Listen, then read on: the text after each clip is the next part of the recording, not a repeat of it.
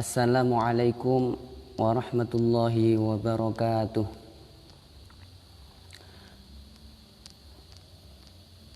Ila hadratin Nabi Mustafa sallallahu alaihi wasallam wa ala alihi wa sahbihi wa azwajihi wa dzurriyyatihi wa alihi wa tabi'in wa tabi'in. Summa ila masyaihina wa masyaihina sallallahu alaihi wasallam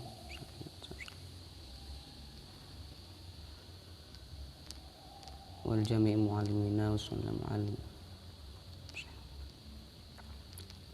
wazan barokati manwari masari ma'lum fitin yatinil akhir. Al-Fatihah. A'udzu billahi minasyaitonir rajim. Bismillahirrahmanirrahim. Alhamdulillahi rabbil alamin. Ar-Rahmanir Rahim. Maliki yaumiddin. Iyyaka na'budu wa iyyaka nasta'in. Ihdinas siratal mustaqim. Siratal ladzina an'amta 'alaihim ghairil maghdubi 'alaihim waladdallin. Amin.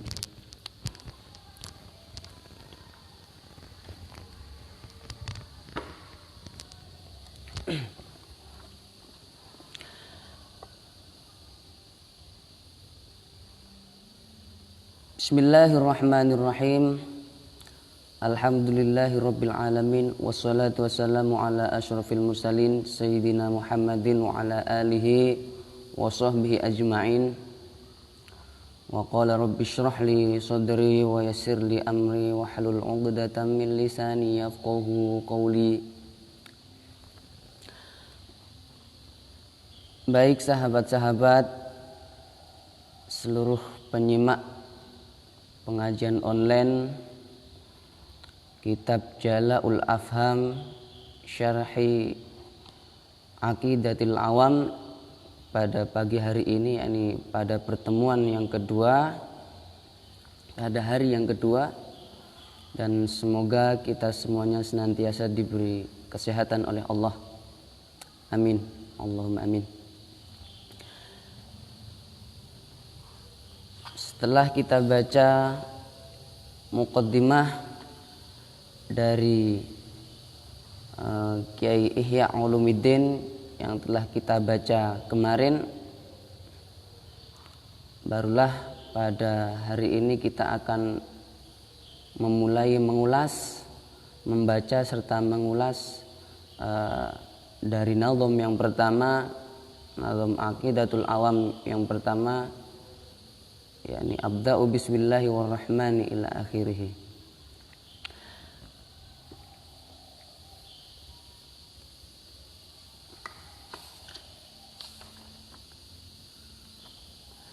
Bismillahirrahmanirrahim. Qala al-muallif rahimahullahu ta'ala wa nafa'ana bihi wa bi'ulumihi wa amadana bi asrarihi wa a'ada alaina min barakatihi fid dini wad dunya wal akhirah. Amin. Bismillahirrahmanirrahim. Muqaddimatun. Ini sebuah pendahuluan. Muqaddimah. Qala an-nazimu rahimahullahu. Qala berkata an-nazimu siapa? Syekh Nazim. Syekh Nazim ketika kita baca ada lafaz atau ada kata an-nazim, maka yang dimaksud adalah Syekh Al-Marzuki, yakni penggubah nazm Aqidatul Awam ini. Jadi untuk berikutnya ketika saya menyebutkan atau kita semuanya membaca ada lafal an-nazimu, maka yang dikehendaki atau yang dimaksud adalah Syekh Al-Marzuki. Ya. Qala berkata an-nazimu siapa Syekh Nazim, yakni Syekh Al-Marzuki rahimahullahu, rahimah mudah-mudahan merahmatihu kepadanya Allahu siapa Allah. Abda'u bismillahi warrahmani wa birrahimi daimil ihsani. Abda'u memulai siapa aku, bismillahi warrahmani wa birrahimi, dengan membaca basmalah, yakni bismillahi arrahmani arrahimi. Bismillahi dengan menyebut asma Allah, War-Rahmani, dan juga diawali dengan menyebut asma sifat Allah, yakni Ar-Rahman dan Ar-Rahim. Ar-Rahman zat yang maha penyayang, Ar-Rahim Allah zat yang maha penyayang dan pengasih ya.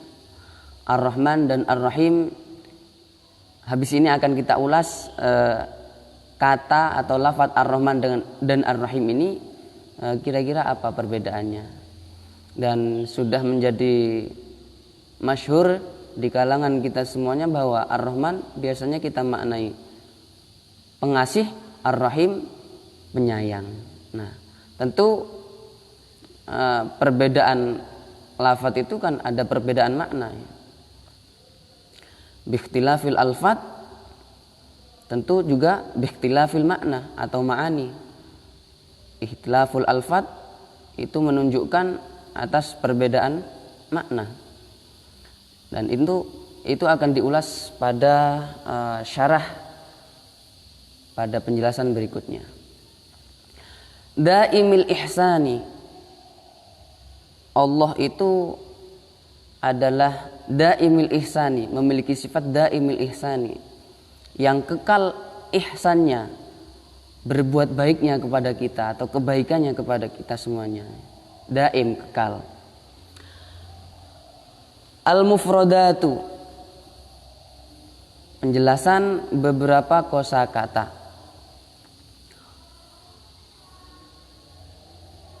Allahu, di dalam nazam tadi ada lafzul jalalah Allah ya.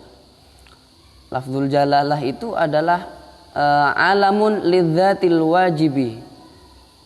Lafaz Allah, yakni lafzul jalalah Allahu, itu adalah alamun, merupakan sebuah nama lidzatil wajibi, untuk zat al-wajibil wujudi, yang wajib adanya, al-ma'budi, yang disembah bihaqqin, dengan sebenarnya. Allah adalah nama untuk satu zat yang wajib adanya, yang disembah dengan hak, dengan sebenarnya. Ar-Rahman, tadi ada lafaz Ar-Rahmani. Apa itu Ar-Rahman? Di dalam kitab ini dijelaskan bahwa Ar-Rahman adalah Al-Mun'imu bijalailin ni'ami. Ar-Rahman itu adalah Al-Mun'imu, Allah zat yang memberi nikmat, bijalailin ni'ami, dengan agung-agungnya nikmat ya, atau besar-besarnya nikmat. Ai usuliha, ai artinya usuliha, pokok-pokoknya beberapa nikmat. Kal imani, seperti iman, wal afiyati, dan afiyah ya, kita sering mendengar sehat wal afiyah. Afiyah itu apa ya? Afiyah itu dijelaskan bahwa pengertian dari afiyah itu adalah syihatun tamah, kesehatan yang sempurna, kesehatan yang paripurna. Itu adalah afiyah. Yang paripurna itu bagaimana? Ya tentunya sehat, baik itu jasmani maupun rohani. Jasmaninya sehat, fisiknya sehat, tubuhnya sehat, pun juga rohaninya, jiwanya juga sehat ya. Akalnya sehat. Itu namanya afiyah. Sehingga kemudian juga ada yang mengartikan afiyah itu sejahtera ya. Sehat yang sejahtera. Jadi kesehatannya itu adalah kesehatan yang paripurna. Warizki, dan rizki, wasam'i, dan pendengaran, wal basori, dan penglihatan, wa ghairi dzalika, dan lain-lain. Itu adalah penjabaran dari Ar-Rahman, sifat penyayangnya Allah.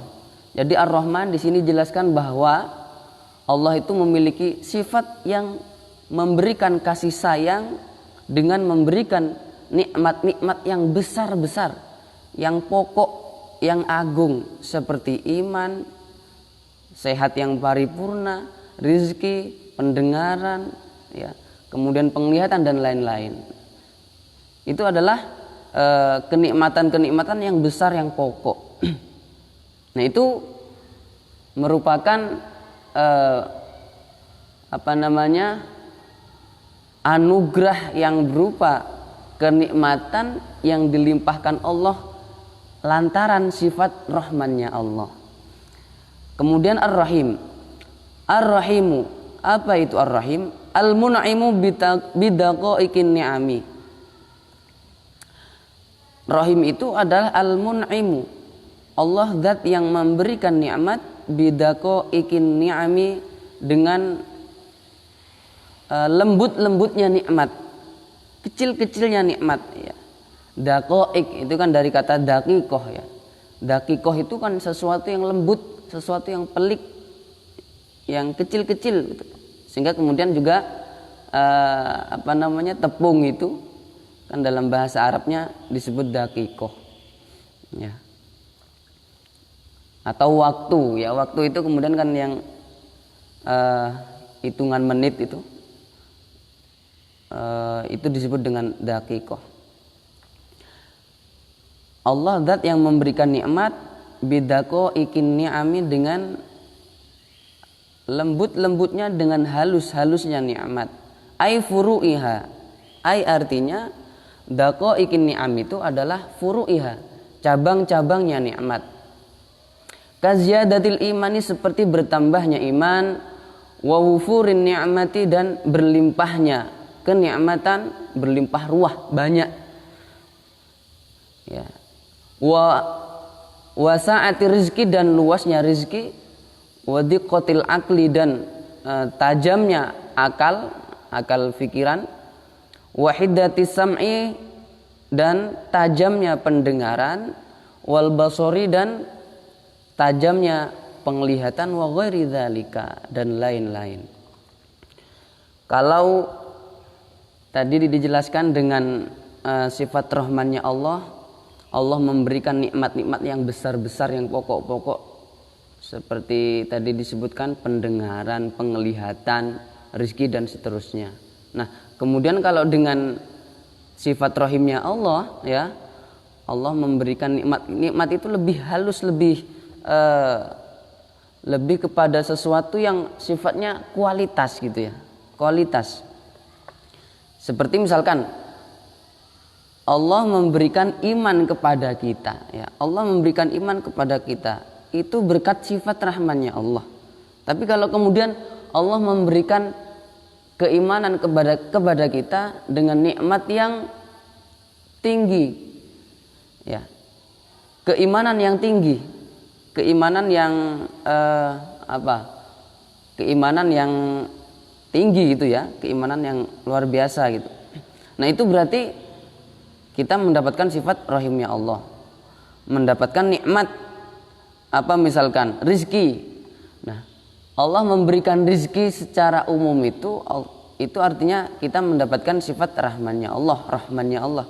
Tapi kalau kemudian kita diberi kelapangan rizki, keluasan rizki ya, diberi rizki yang melimpah, yang banyak, nah itu berarti kita mendapatkan limpahan sifat rahimnya Allah. Kita diberi akal, budi daya untuk berpikir. Kemudian Allah juga melimpahkan kenikmatan yang berupa berpikir yang tajam. Kita bisa memahami ilmu yang susah. Kita bisa memahami misalkan teks-teks kitab kuning yang rumit misalkan. Atau kita diberi kemampuan untuk menganalisis suatu kejadian dengan tepatnya. Nah, ini tentu adalah kita diberi nikmat yang berupa akal, tapi tidak hanya diberi akal saja, tapi juga diberi ketajaman untuk berpikir. Nah, ini berarti kita mendapatkan limpahan sifat rahimnya Allah. Kita diberi pendengaran, as-sam'u, diberi penglihatan, al-basor. Tapi kalau kemudian kita diberikan ketajaman di dalam mendengarkan sesuatu atau ketajaman di dalam melihat sesuatu ya, itu berarti adalah limpahan dari sifat rahimnya Allah. Kalau penglihatannya saja, kemudian pendengarannya saja, itu tadi kan dikatakan adalah karunia dari sifat rahmannya Allah. Tapi kalau kemudian penglihatan kita tajam, pendengaran kita tajam, kemudian daya berpikir kita juga tajam, kritis dan seterusnya, ya, itu kan berarti sudah kualitasnya lebih baik, ya. Artinya kalau dengan rahmannya Allah itu, kalau akal misalkan kita oleh Allah tidak dijadikan menjadi orang gila, tapi dijadikan sebagai orang yang waras karena akalnya normal, gitu kan ya. Nah itu berarti Allah melimpahkan sifat rahmannya. Berarti kita memiliki akal sebab sifat rahmannya Allah itu. Tapi kalau kemudian kita bisa berpikir lebih mendalam, berpikirnya lebih tajam, ya, dan seterusnya, nah itu berarti sudah kepada sifat rahimnya Allah. Lanjut, daimil ihsani. Daimil ihsani, Allah memiliki sifat daimul ihsani, terus menerus atau kekal berbuat baiknya, ya, artinya kebaikannya Allah kepada kita itu kekal, tidak pernah terputus. Mutatabi'il i'ta'i, ya, ini pengertian atau penjabaran dari daimul ihsan, bahwa yang disebut daimul ihsan itu adalah mutatabi'il i'ta'i, terus menerus pemberiannya, wal in'ami, dan pemberian nikmat, min ghairi qita'in, tanpa terputus, ya, tanpa terputus. Asyarhu, penjelasan. Ini sebuah penjelasan dari nadham yang pertama tadi. Abda'u fi ta'lifi hadhil manzumati aqidatal awami bil basmalati. Abda'u, memulai siapa aku, fi ta'lifi hadhil manzumati, di dalam menyusun nadhaman ini, aqidatil awami, yakni nadhaman aqidatul awam, bil basmalati, dengan membaca basmalah. Musta'inan, halim meminta tolong, billahi, kepada Allah, memohon pertolongan, billahi, kepada Allah azza wa jalla, alladzi, Allah, wasi'at, yang luas, rahmatuhu, apa rahmatnya Allah, kulla syai'in, kepada segala sesuatu. Luas artinya mencakup, meliputi, ya, rahmatnya itu mencakup, meliputi kulla syai', kepada segala sesuatu. Wa tataba'a, dan terus menerus, i'ta'uhu, apa pemberiannya Allah, wa ni'amuhu, dan pemberian nikmatnya Allah, min ghairi qita'in, tanpa ada kata putus, walan siramin, dan tanpa pernah berakhir. Nah, mengapa di dalam penyusunan nadhaman aqidatul awam ini kok diawali dengan basmalah? Apa alasannya? Awalan, pertama, alasannya adalah iktidaan, karena mengikuti bil kitabil azizi, terhadap alkitab al-aziz, yakni Al-Quran, tartiban, mengikuti Al-Quran apanya? Tartiban, urutannya, la nuzulan, bukan turunnya, ya, karena Al-Quran kan diawali dengan Bismillahirrahmanirrahim, ya. Artinya di dalam mushaf yang kita baca itu kan Al-Quran diawali dengan basmalah, Bismillahirrahmanirrahim. Tapi apakah ayat yang turun pertama kali kepada Nabi Muhammad itu adalah Bismillahirrahmanirrahim? Bukan, ya. Jadi hanya penyusunannya, urutannya. Di dalam urutan yang kemudian dikodifikasikan, dibukukan dalam mushaf itu kan urutannya yang pertama adalah basmalah. Jadi alasan yang pertama, kenapa kok penyusunan nadham ini diawali dengan basmalah, karena mengikuti kepada Al-Quran secara urutan saja, bukan secara turunnya, karena ayat yang turun pertama kali bukan basmalah. Sanian, alasan yang kedua, amalan, karena mengamalkan, bima, terhadap sesuatu, jaa, yang datang, apa, ma'anin nabi, dari Nabi sallallahu alaihi wasallam, karena mengikuti terhadap apa yang datang dari Nabi, yakni hadis Nabi. Kullu amrin dzibalin la yubda'u fihi bi bismillahirrahmanirrahim fahuwa aqta'u.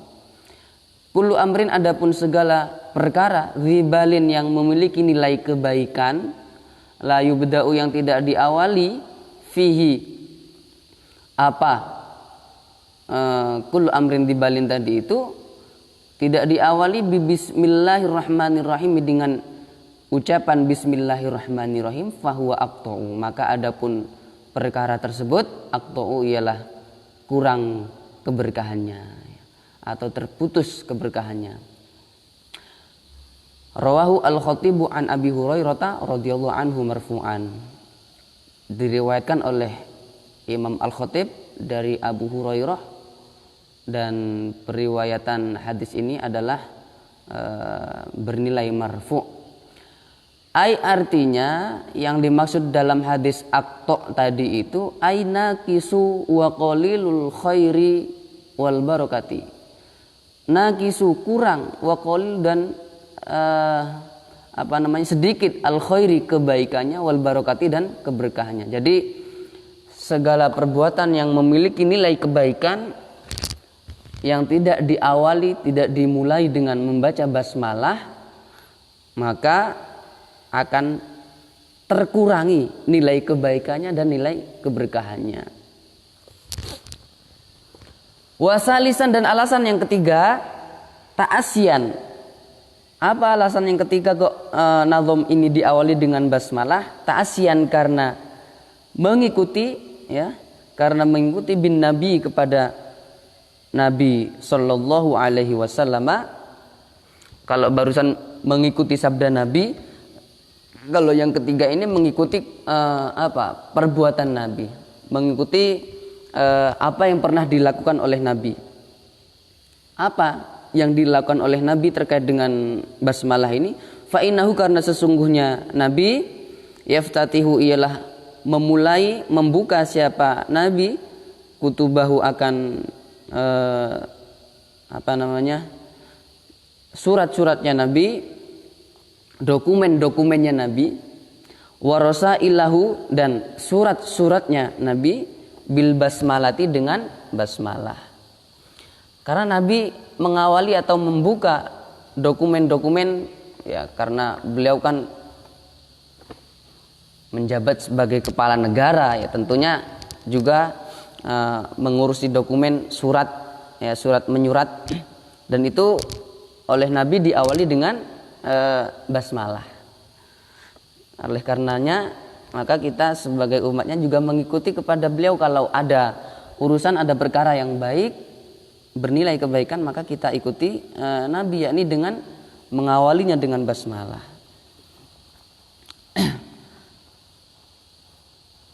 Kama jaa, sebagaimana keterangan jaa yang datang apama fi kitabihi, di dalam suratnya Nabi Muhammad sallallahu alaihi wasallam. Nabi pernah menulis surat, ya, dikirimkan ila Hirokla, kepada Raja Heraklius. Raja Heraklius. Hirokla ini kalau dalam bahasa Latin Heraklius, wa ghairihi, dan lainnya Hirokla atau Heraklius. Heraklius ini adalah raja Romawi. Nabi pernah suatu ketika mengirimkan surat kepada raja Romawi, yakni yang bernama Heraklius ini, dalam bahasa Arabnya Hirokla. Apa isi surat Nabi kepada beliau, kepada raja Romawi, yakni Heraklius ini? Yakni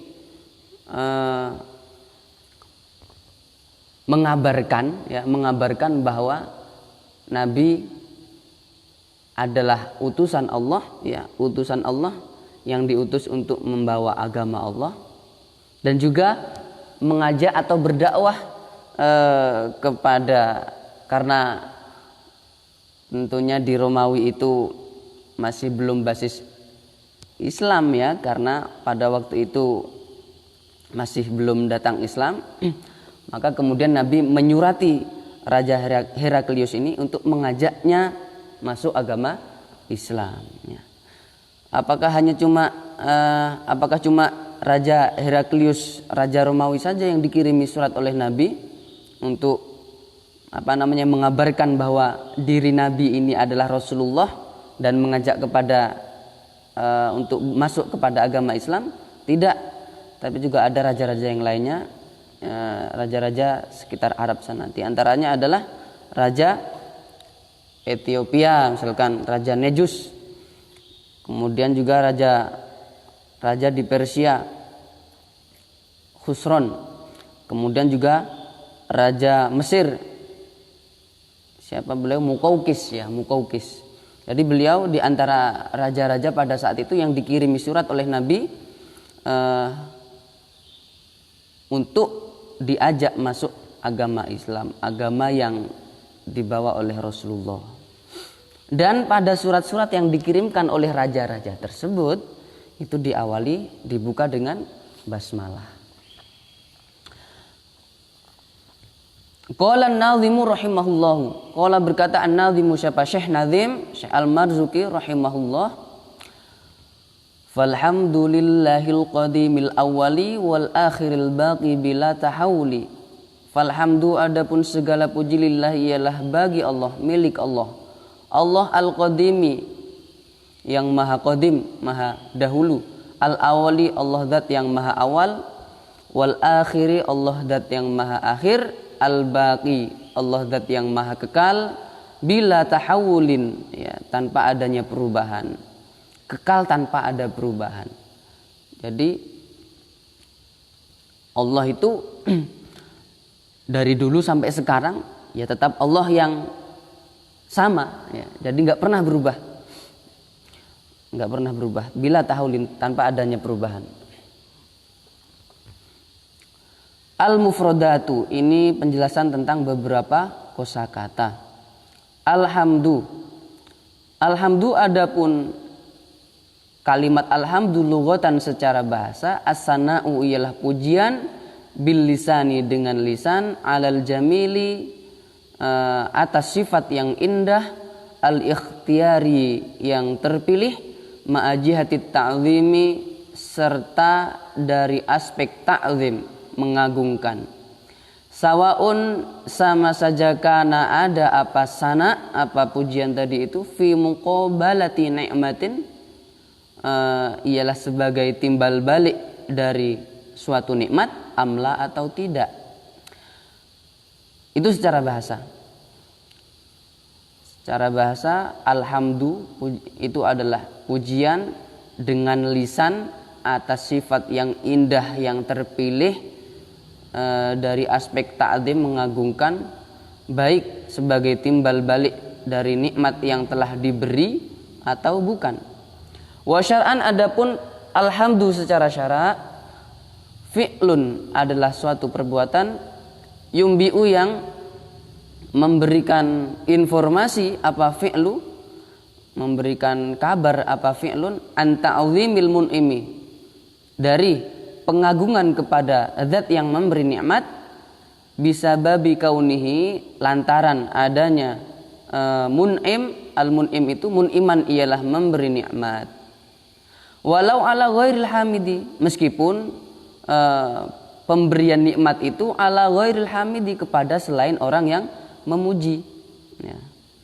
Jadi secara syara' alhamdu, hamdun, pujian itu adalah suatu perbuatan yang memberikan kabar, yang memberikan informasi atas pengagungan kepada orang, kepada zat yang memberi nikmat, lantaran zat tersebut adalah zat yang memberi nikmat ya. Meskipun sana atau pujian itu meskipun pemberian nikmat itu bukan kepada orang yang memuji. Jadi boleh saja misalkan nikmat itu diberikan Allah kepada si Zaid ya, diberikan kepada si Zaid. Kemudian si Bakar ya, si Bakar dia bukanlah orang yang diberi nikmat atas nikmat yang diberikan kepada Zaid tersebut. Nah, apakah boleh kemudian si Bakar ini memuji kepada Allah yang telah memberikan nikmat kepada Zaid tersebut? Ya boleh ya, karena di sini dikatakan walaupun nikmat itu adalah nikmat yang diberikan bukan kepada orang yang memuji. Wasawaun kana dan sama saja kana ada al fi'lu apa perbuatannya itu, zikron ialah merupakan penyebutan bil lisani dengan lisan, au mahabbatan bil janani atau merupakan cinta bil janani dengan hati, au amalan atau merupakan perbuatan bil arkani dengan anggota tubuh. Jadi tadi kan dikatakan bahwa alhamdu memuji, ya, kalau bahasa kita, bahasa Indonesianya adalah memuji. Pujian itu adalah fi'lun, perbuatan.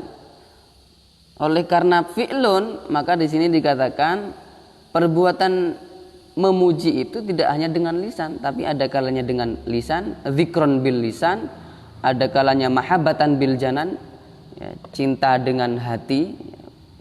Jadi memujinya itu diwujudkan dengan dalam bentuk cinta di dalam hati, au amalan bil arkani atau pengamalan terhadap dengan menggunakan anggota tubuh, ya.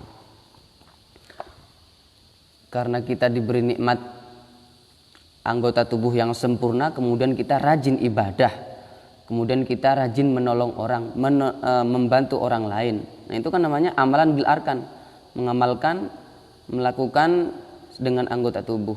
Nah, itu bisa juga merupakan wujud dari alhamdu. Al-qadimu al-mawjudul ladzi laisa liwujudihi ibtidaun. Qadim itu maknanya adalah al-mawjudu, sesuatu yang wujud, sesuatu yang ada. Alladzi mawjud laisa, yang tidak ada, liwujudihi ialah bagi wujudnya alladzi ibtidaun apa permulaan. Wal mawjudu, dan sesuatu yang wujud, sesuatu yang ada, alladzi lam yazal, yang tidak pernah berakhir, ya, yang senantiasa ada, tak pernah terputus, tidak pernah berakhir. Jadi qadimnya Allah itu adalah sebuah keberadaan yang keberadaannya itu tidak ada permulaannya dan tidak akan pernah berakhir. Itu yang dimaksud dengan qadim. Al-awwalu, tadi ada kata al-awwalu. Al-awwalu artinya adalah qabla kulli syai'in bila bidayatin. Allah itu adalah al-awwal, yang pertama, yang awal. Qabla kulli syai'in, sebelum adanya segala sesuatu. Bila bidayatin, tanpa adanya permulaan. Berbeda dengan awalnya makhluk, berbeda dengan awalnya kita. Kalau awalnya kita kan ada permulaannya, kita memiliki tanggal lahir. Jadi permulaan kita itu kan sejak tanggal lahir kita itu. Bangunan, gedung itu kan ada, tapi adanya kan ada permulaannya. Ada permulaannya. Dan adanya Allah itu tidak ada permulaannya. Tidak ada permulaan. Allah disebut dengan awal, ya, awal, dan awalnya itu tidak ada permulaannya. Jadi jangan dibayangkan karena Allah itu al-awwal, yang pertama, jadi sebelum makhluk, sebelum alam semesta ini ada, Allah ada, ya, Allah muncul duluan, kemudian yang lainnya baru kemudian diwujudkan. Jadi sebelum alam semesta ini diciptakan, sebelum itu Allah ada, artinya baru ada setelah sebelum alam semesta ini diciptakan. Enggak begitu, karena enggak ada masanya, enggak ada waktunya Allah itu ada. Tidak bisa kita katakan Allah itu adanya sebentar sebelum menciptakan alam semesta. Enggak bisa begitu. Kenapa? Karena Allah adanya tidak ada bidayahnya, tidak ada permulaannya.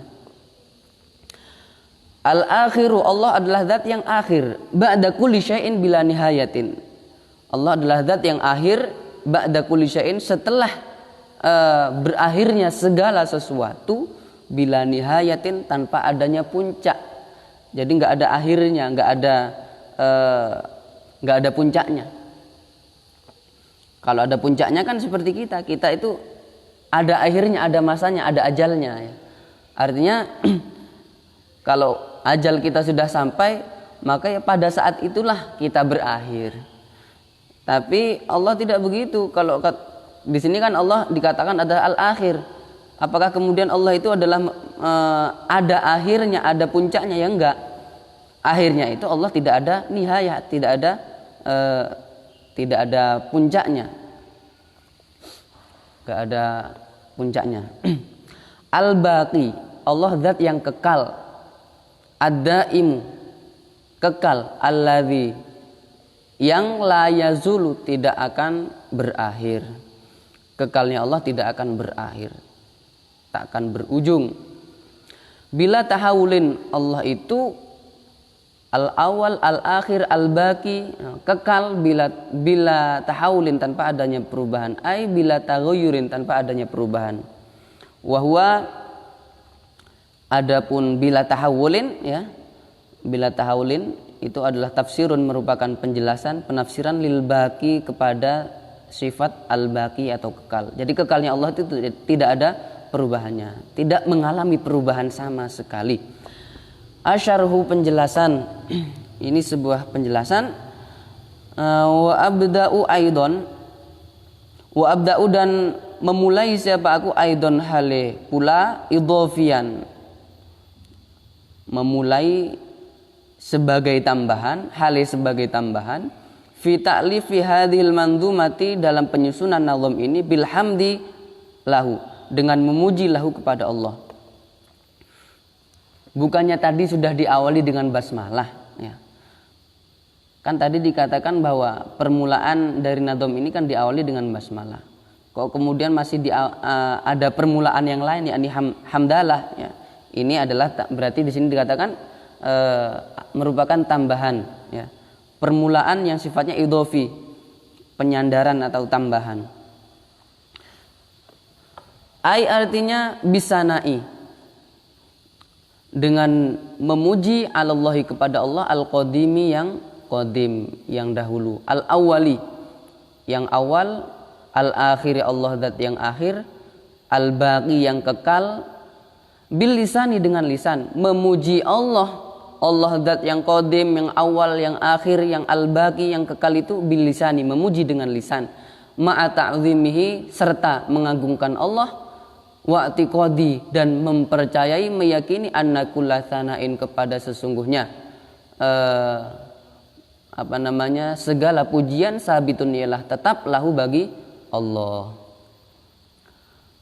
Mengapa kok kemudian masih diberi pembuka tambahan yang berupa hamdalah?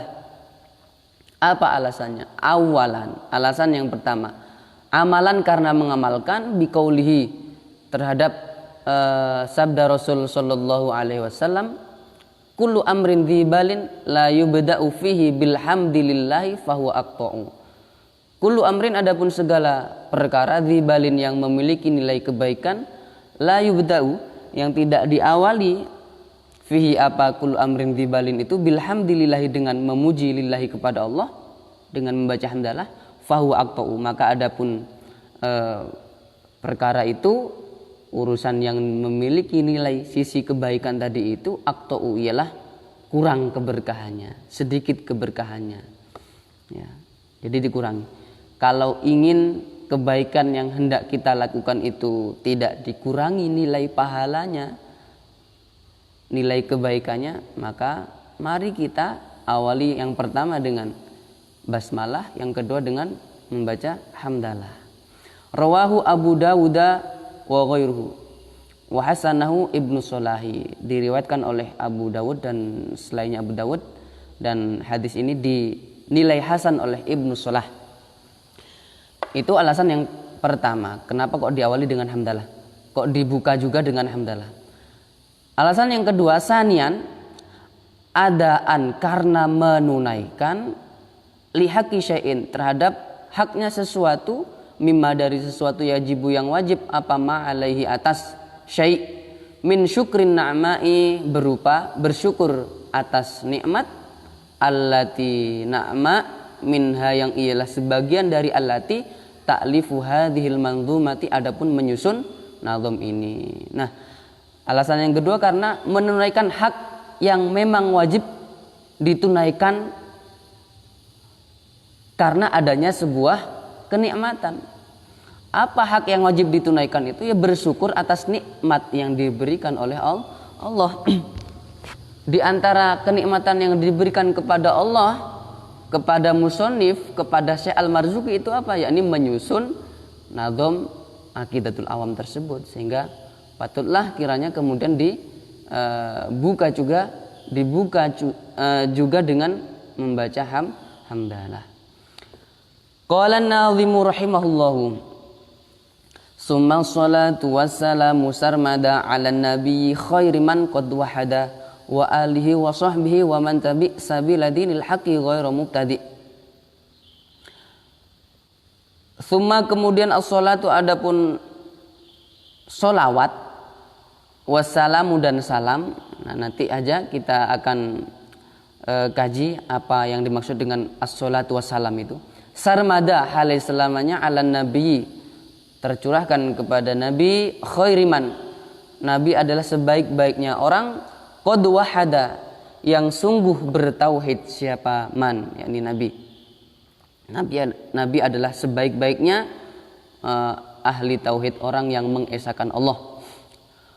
Wa alihi dan salawat ma'asalam tadi itu juga semoga tercurahkan kepada alihi, keluarga nabi, wa sahbihi dan para sahabatnya nabi, wa man dan orang tabi'ah yang mengikuti siapa man sabila dinil haqi, kepada jalan agama yang benar, yakni agama Islam, ghairu mubtadi, hale tidak berbuat bid'ah. Al-mufradatu ini penjelasan tentang beberapa kosa kata dari nazom barusan. As-sholatu lughatan ad-du'a bi khairin. Apa yang dimaksud dengan kata as-sholah atau sholawat? Kita kan sering membaca sholawat. Nah, sholawat itu apa ya? Sholawat itu kan dalam bahasa Arab dari kata as-sholatu. As-sholatu lughatan secara bahasa, ad-du'a'u adalah doa, bi khairin dengan kebaikan. Doa kebaikan itu adalah sholawat, pengertian sholawat secara bahasa. Fa'idha udifat ilaihi ta'ala kana ma'naha ziyadatal in'ami al-makruni bit-ta'azimi wa tabjili. Fa'idha udifat, apabila disandarkan apa as-sholah ilaihi ta'ala, kepada Allah ta'ala, kana maka ada maknaha, apa maknanya as-sholah, ziyadatal in'ami ialah tambahnya kenikmatan, ya, bertambahnya kenikmatan, al-makruni yang disertai, yang dibarengi, bit-ta'zimi dengan ta'zim pengagungan, wa tabjili dan tabjil pengagungan. Wa qad warada dan sungguh datang an Ibnu Abbasin dari Ibnu Abbas radhiyallahu anhuma, amin, anna sholata minallahi rahmatun wa minal abdi du'aun wa minal malaikati istighfarun. Jadi pernah diriwayatkan dari Ibnu Abbas menjelaskan makna dari as-sholah, ya, bahwa dikatakan anna sholata, sesungguhnya sholat atau sholawat itu minallahi, kalau datangnya dari Allah, rahmatun adalah rahmat, kasih sayang. Sholawat yang datangnya dari Allah itu bentuknya adalah rahmat, kasih sayang. Wa minal abdi, dan sholawat dari hambanya Allah, du'aun adalah bentuk doa, adalah merupakan doa. Wa minal malaikati, dan sholawat yang datangnya dari malaikat, yang diucapkan oleh malaikat, para malaikat, istighfarun adalah bentuk istighfar, permohonan ampun. Jadi sholawat itu kalau datangnya dari Allah itu adalah rahmat, kasih sayang. Kalau dari hambanya, dari hamba Allah, dari kita, itu adalah du'aun, doa. Kalau dari para malaikat, istighfarun adalah permohonan ampun, istighfar. Assalamu, ini adalah kata yang selalu, yang sering bersanding dengan kata as-sholah. As-sholatu wassalam, kan sering begitu ya. Apa makna as-salam itu? As-salam adalah at-tahiyatu al-la'iqatu bin nabi. Salam itu maknanya adalah at-tahiyah, penghormatan. Al-la'iqatu yang layak bin nabi, kepada Nabi Muhammad sallallahu alaihi wasallam. Jadi salam itu maknanya adalah penghormatan yang tinggi, penghormatan yang layak, yang dihaturkan kepada Nabi Muhammad sallallahu alaihi wasallam. Penghormatannya. Sarmadan daiman, sarmadan itu maknanya adalah daiman, selalu, selamanya. An-nabiyyu ai artinya, kata an-nabi itu maksudnya apa? Ai artinya al-ma'hudu, yang diketahui atau yang dikenal, indal itlaqi ketika dimutlakan. Siapakah nabi yang dikenal atau yang diketahui ketika kita ucapkan secara mutlak, ya? Kita menyebutkan sallu 'alan nabi, ya, sallu 'alan nabi. Maka kata nabi yang dimaksud itu apakah seluruh nabi? Tidak, tapi nabi yang dimaksud itu adalah Nabi Muhammad. Karena ketika ada kata an-nabi dimutlakan tanpa menyebutkan Nabi Muhammad, Nabi Ibrahim, Nabi Ismail dan seterusnya, maka yang dikehendaki itu adalah Nabi Muhammad. Yang dimaksud adalah Nabi Muhammad. Kata an-nabi ketika dibaca secara mutlak, wahwa adapun nabi sayyiduna, ialah junjungan kita, pimpinan kita, Muhammadun, Nabi Muhammad sallallahu alaihi wasallam. Jadi kalau kita membaca ada kalimat di kitab-kitab ataupun di bacaan-bacaan ketika nabi itu dimutlakan, ya, artinya tidak disertai dengan nama-nama nabi tertentu, ya, maka yang dikehendaki atau yang dimaksud itu adalah Nabi Muhammad. Wallahu ta'rifani, dan ialah bagi nabi ta'rifani adapun dua pengertian. Nabi itu memiliki dua pengertian, amun wa khosun. Ada pengertian umum, ada pengertian khusus. Fa'alal awwali, dan maka berdasarkan pengertian yang pertama, yakni pengertian yang am, yang umum tadi itu, huwa adapun nabi insanun adalah seorang manusia, dzakarun laki-laki, jadi harus laki-laki. Nabi harus laki-laki. Hurrun yang merdeka, uhiya yang diwahyukan, atau uhiya yang diberi wahyu, ilaihi siapa insan, diberi wahyu bisyar'in dengan syariat, sawaun ialah sama saja, umiro adapun diperintahkan siapa nabi, ya, atau siapa insan, bitablighihi untuk menyampaikan syarat tersebut, amla ataupun tidak, ya. Ini pengertian nabi, pengertian am atau pengertian umum dari nabi. Ta'rif yang am, nabi adalah insan, manusia, ya, seorang manusia yang laki-laki, merdeka, bukanlah budak, yang diberi wahyu dengan syariat, baik diperintah oleh Allah untuk menyampaikannya maupun tidak diperintahkan. Fa in umira bidzalika farasulun aidon. Jika diperintahkan siapa insan itu, bidzalika diperintahkan untuk menyampaikannya, farasulun aidon, maka juga disebut rasul. Maka rasulun ialah rasul, aidon hale pula. Kalau juga diperintahkan untuk menyampaikannya, menyampaikan syariat tersebut, maka dia di samping nabi juga rasul. Fan nabiyyu a'ammu minar rasuli. Dengan demikian maka adapun nabi itu a'ammu adalah lebih umum, minar rasuli daripada rasul. Wa alasani, dan berdasarkan pengertian yang kedua, yakni pengertian yang khos, pengertian yang khusus.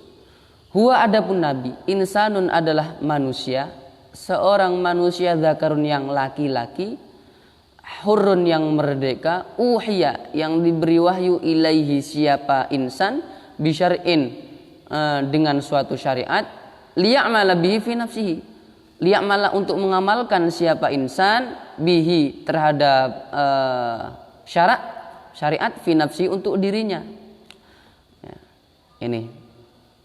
Ini pengertian khusus dari nabi, adalah manusia laki-laki merdeka, dia diberi wahyu dengan suatu syariat untuk diamalkan sendiri, ya, untuk diamalkan sendiri.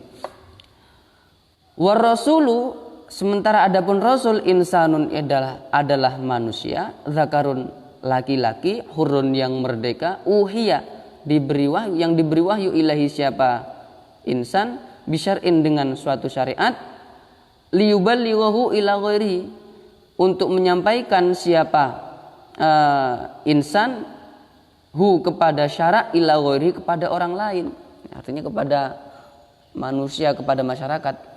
Rasul adalah manusia yang laki-laki yang merdeka, diberi wahyu dengan suatu syariat supaya disampaikan kepada orang lain. Wala yakunu, dan tidak ada siapa insan atau siapa insan yang menjadi rasul itu illa rajulan.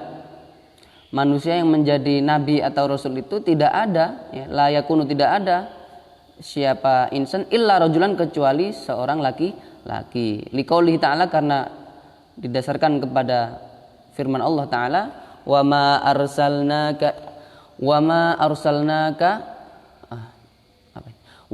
arsalna qablaka illa rijalan nuhi ilaihim. Wa ma arsalna, dan tidaklah mengutus siapa kami qablaka, sebelummu Muhammad, illa, kecuali rijalan, beberapa laki-laki, nuhu, yang memberi wahyu siapa kami, ilahim, kepada mereka, rijal. Jadi nabi-nabi sebelum Rasul, sebelum Nabi Muhammad itu semuanya ya ini laki-laki semuanya. Rasul yang diutus oleh Allah itu semuanya laki-laki. Surat Al-Anbiya ayat 7. Wa huwa ala wajhaini, wa huwa, adapun nabi, ala wajhaini, ialah atas dua sudut pandang.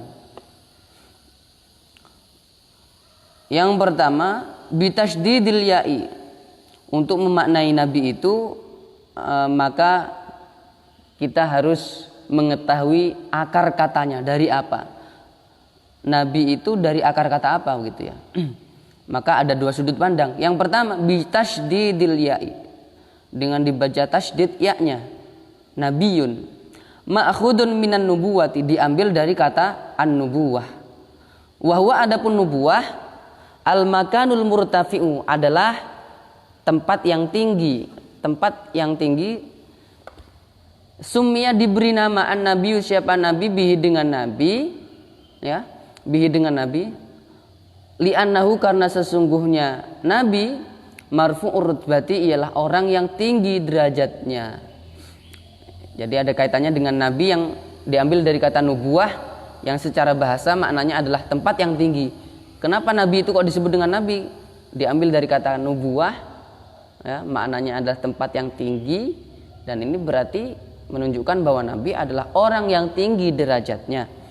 Au rafi'u rutsbati man tabi'ahu, atau maknanya adalah rafi'u rutsbati man, nabi adalah orang yang mengangkat derajat orang tabi'ah yang mengikuti siapa manhu kepada nabi. Ya. Jadi nabi itu mengangkat derajat orang yang mengikuti kepada ajarannya. Ya. Dari yang sebelumnya dia tidak memiliki ajaran agama, kemudian memiliki ajaran agama yang dibawa oleh nabi tersebut.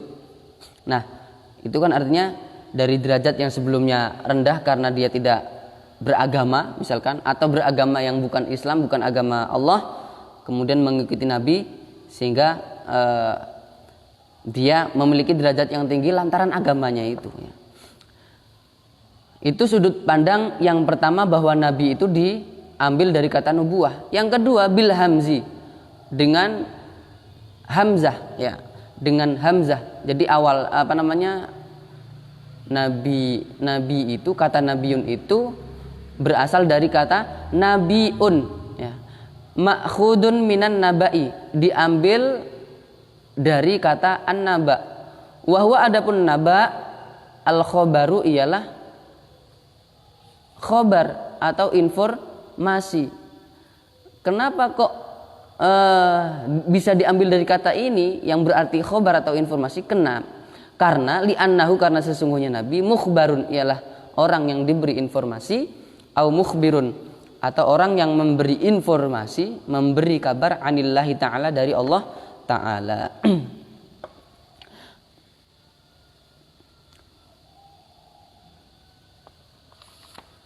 Khairuman qad wahada, nabi adalah sebaik-baik orang yang bertauhid. Artinya adalah afdalu jami'il muwahhidin, nabi adalah orang atau manusia yang paling utama dari seluruh orang-orang yang bertauhid. Orang-orang yang bertauhid yang paling utama, yang nomor satu, ya, orang yang nomor wahid dalam hal bertauhid atau mengesahkan Allah adalah Nabi Muhammad. Wal alifu, adapun alif fi qaulihi wahada dalam nazam fi qaulihi di dalam perkataan nazim wahada, kata-kata wahada lil itlaqi ialah lil itlaq. Jadi alifnya adalah alif lil itlaq, alif yang sering didatangkan di dalam akhir nazamnya. Wa alihi, al muradu adapun yang dimaksud bihim dengan alihi, keluarganya Nabi itu, fi maqami du'ai dalam konteks doa, kamahuna sebagaimana di sini, kullu mukminin taqiyun, adalah setiap orang mukmin taqiyun yang bertakwa. Keluarga Nabi kalau dalam konteks doa ya adalah setiap orang yang beriman lagi bertakwa. 5 karena didasarkan kepada sesuatu jaa yang datang fil hadis, dalam sebuah hadis an Anas bin Malikin, diriwayatkan dari sahabat Anas bin Malik radhiyallahu anhu, qala, berkata siapa beliau, su'ilah ditanya, pernah ditanya Rasulullah, siapa Rasulullah sallallahu alaihi wasallam, man alu Muhammadin, siapakah alu Muhammadin, keluarga Nabi Muhammad itu? Faqala, lalu menjawab siapa Rasul, alu Muhammadin kullu taqiyyin, adapun keluarga Nabi Muhammad itu adalah kullu taqiyyin. Ini jawaban dari Rasulullah. Keluarga Nabi Muhammad itu adalah kullu taqiyyin, setiap atau seluruh orang yang bertakwa. Rawahu at-Tabrani fi Mu'jamhi al-Awsati, diriwayatkan oleh Imam at-Tabrani di dalam Mu'jam al-Awsatnya beliau. Amma fi maqami zakati, adapun yang dimaksud dengan keluarga Nabi dalam konteks zakat, faqala, maka ialah berkata al-Imamu Malikun, siapa Imam Malik rahimahullahu taala, hum, adapun mereka, yakni keluarga Nabi dalam konteks zakat, fi maqami zakah, Banu Hashimin, ialah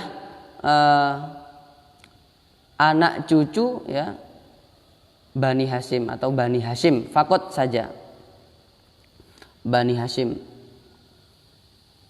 Wa qala al-Imamu, dan berkata siapa al-Imamu Asy-Syafi'i, siapa Imam Asy-Syafi'i rahimahullahu taala, Banu Hashimin wal Muttalib, ya, bahwa yang disebut dengan keluarga Nabi itu dalam konteks zakat adalah Bani Hashim, ya, Bani Hashim dan Bani Muttalib.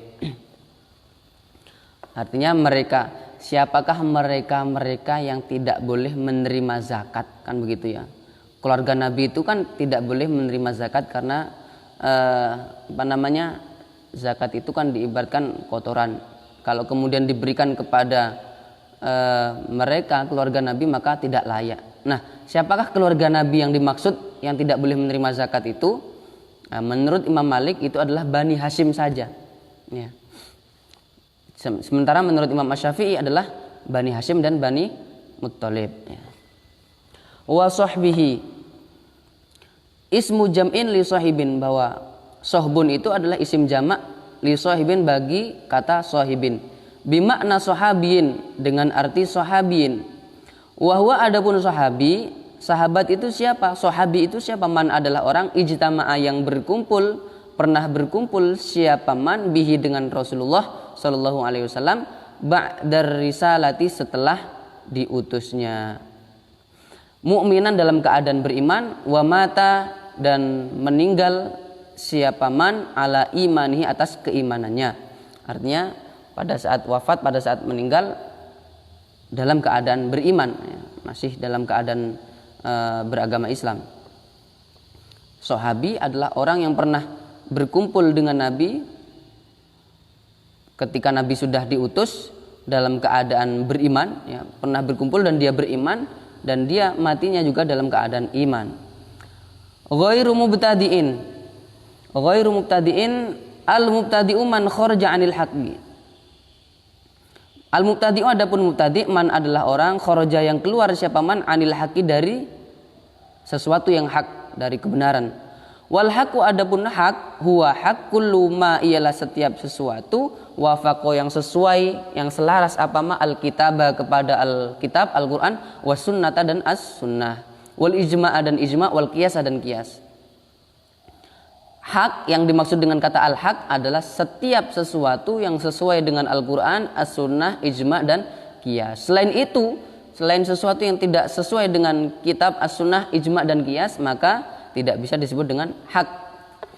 Wal bid'atu adapun bid'ah lughatan secara bahasa ma adalah sesuatu karena yang ada apa ma mukhtaroan ialah dikreasikan, dibuat ala ghairi misalin sabiqin atas tanpa adanya misal, tanpa adanya contoh sabiqin yang mendahului. Jadi bid'ah secara bahasa adalah setiap sesuatu yang dikreasikan, dibuat-buat tanpa adanya percontohan sebelumnya. Wa syar'an adapun secara syara' bid'ah itu adalah ma sesuatu uhdisa yang dimunculkan apa ma ala khilafi amri syar'i, menyalahi atas perintah syari, ya perintah syari, yakni Allah dan Rasulnya. Berarti secara syarak bid'ah adalah sesuatu yang dimunculkan atau yang dilakukan yang menyalahi atas perintah syari, ya, menyalahi Allah atau menyalahi Rasulullah. Asyarhu penjelasannya, summa kemudian usolli membaca solawat siapa aku, wa usallimu dan membaca salam siapa aku, ala sayyidina atas gusti kita, atas junjungan kita Muhammadin Nabi Muhammad sallallahu alaihi wasallam. Nabi Muhammad itu adalah afdholi jami'il muwahhidin, paling utamanya seluruh orang-orang yang bertauhid.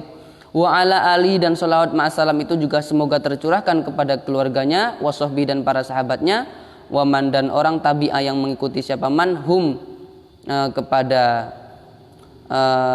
mereka, ya mereka siapa, ya mengikuti kepada Nabi Muhammad, mengikuti kepada keluarga, mengikuti kepada sahabatnya. Fi sabili dinil haqi dalam jalan agama yang benar, yakni agama Islam. Bi ihsanin dengan kebaikan ila yaumiddini hingga hari kiamat. Amalan karena mengamalkan bima terhadap sesuatu ruya yang diriwayatkan apa ma anhu dari Rasulullah sallallahu alaihi wasallam, annahu bahwa sesungguhnya Rasul qala ialah bersabda siapa Rasul, kullu amrin dzibalin la yubda'u bihamdillahi wassalati alayya fahuwa aqta'u abtaru mamhukun min kulli barakatin. Segala perkara yang memiliki nilai kebaikan, la yubda'u yang tidak diawali, tidak dimulai, apa kullu amrin itu, bihamdillahi dengan memuji Allah, wassalati alayya dan membaca salawat kepadaku, fahuwa aqta'u abtaru, maka adapun perkara itu adalah sesuatu yang sedikit berkahnya, abtaru sesuatu yang terputus keberkahannya, mamhukun min kulli barakatin dihapuskan dari segala keberkahan. Nah, ini merupakan hadis yang menjelaskan tentang anjuran untuk mengawali kebaikan, perbuatan yang baik, perbuatan yang memiliki sisi kebaikan diawali dengan hamdalah dan kemudian dilanjutkan dengan membaca sholawat kepada Rasulullah. Rawahu Abdul Qadir Ar-Rahawi fil Arba'in. Qala Al-Haisami sanaduhu dhaifun, bahwa dikomentari oleh Imam Al-Haisami sanadnya hadis ini adalah dhaif, lakinnahu fil fadhail, akan tetapi hadis ini masuk dalam fadhailul a'mal, jadi enggak apa-apa diamalkan. Wa huwa yu'malu fiha bidhaifi. Wa hiya adapun fadhail, keutamaan-keutamaan amal itu adalah yu'malu diamalkan fiha di dalam fadhail bidhaifi apa hadis dhaif bisyurutihi dengan syarat-syaratnya. Ini bisa kita rujuk, bisa kita baca di dalam kitab Mustalahul Hadis. Bagaimana cara kita atau bagaimana aturan-aturannya di dalam mengamalkan hadis yang dhaif sebagai fadhailul amal atau keutamaan amal. Nah, itu ada penjelasannya dalam kitab atau materi Mustalahul Hadis atau usul hadis. Faidatun, ini sebuah faidah. Qala berkata al-Imamu Asy-Syafi'i, siapa Imam Asy-Syafi'i rahimahullahu taala, mudah-mudahan merahmati kepada beliau siapa Allah taala. Amin. Uhibbu, aku senang, ayyuqaddima, kepada mendahulukan almar'u, siapa seseorang, baina yaday khutbatihi, ketika di muka khutbahnya, pada saat di muka atau di awal khutbahnya, wa kulli amrin dan setiap perkara, tolaba yang menganjurkan apa syariathu kepada amrin, aku senang kepada orang yang ketika mengawali khutbahnya atau perkara yang dianjurkan secara agama, ya, senang kepada apa, kalau mendahulukan perbuatan itu atau khutbah dan segala perbuatan yang dianjurkan agama itu dengan membaca hamdallahi ta'ala, memuji Allah ta'ala, wassana'a, dan memuji alaihi kepada Allah subhanahu wa ta'ala, wassalata ala rasulillahi sallallahu alaihi wasallam, dan membaca salawat kepada Rasulullah sallallahu alaihi wasallam. Jadi ini perkataan Imam Syafi'i, beliau senang seandainya ada orang yang mengawali khutbahnya atau mengawali perkara-perkara yang dianjurkan secara agama, ya, perkara baik yang memiliki nilai kebaikan, Imam Syafi'i senang kalau diawali dengan hamdalah, ya, membaca hamdalah, kemudian memuji Allah, ya, yakni hamdalah tadi itu, dan juga diawali dengan membaca sholawat kepada Rasulullah Sallallahu Alaihi Wasallam. Al-faslul awalu fi sifatillahi ta'ala, al-wajibi fi haqqihi ta'ala, al-jaizu fi haqqihi ta'ala, al-mustahilu fi haqqihi ta'ala. Wallahu a'lam bishawab. Mudah-mudahan ada manfaat dan barokahnya. Al-Fatihah. A'udzubillahi minasyaitonir rajim. Bismillahirrahmanirrahim. Alhamdulillahirabbil alamin. Arrahmanirrahim. Maliki yaumiddin. Iyyaka na'budu wa iyyaka nasta'in. Ihdinas siratal mustaqim. Pada pertemuan berikutnya kita akan membahas tentang sifat-sifat Allah. Fasal yang pertama yakni tentang sifat wajibnya Allah, sifat jaiznya Allah, dan sifat mustahil bagi Allah. Sekian dari saya. Kalau ada tutur kata yang keliru atau yang terpeleset, saya mohon maaf, dan atau ada keterangan yang kurang tepat, mohon dibenarkan. Sekian, wal afwa minkum. Terima kasih atas perhatiannya. Wassalamualaikum warahmatullahi wabarakatuh.